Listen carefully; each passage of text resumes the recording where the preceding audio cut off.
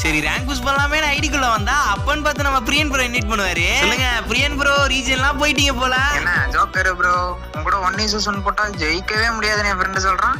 உண்மையா? வேணா பிரியன் ப்ரோ, அவரை பத்தி தெரியாது உங்களுக்கு. ஏன் ப்ரோ நீங்க வேற, நான்லாம் 1v1 ஆடியே ரொம்ப நாள் ஆச்சு ப்ரோ. கம்முனு ரேங்க்டு மேட்சே போலாம் வாங்க. அதெல்லாம் தெரியாது ப்ரோ எனக்கு. நான் உங்க கூட 1v1 ஆடியே ஆகணும்.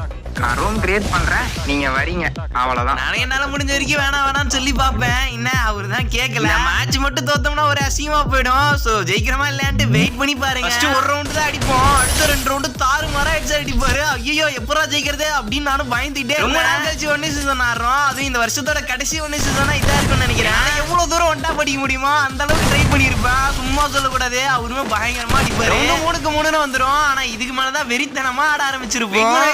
யார் ஜெயிக்கிற மட்டும் பார்க்காம போயிடாதீங்க. அதுவும் மேட்ச் முடிஞ்சதுக்கு அப்புறம் ஒன்னு சொல்லுவாரு பாருங்க, ரேங்க் மேட்ச்ல யார் அதிக கில் அடிக்கிறோம் அப்படின்னு தான் போட்டி போட்டு இருந்தோம். அது கடைசியில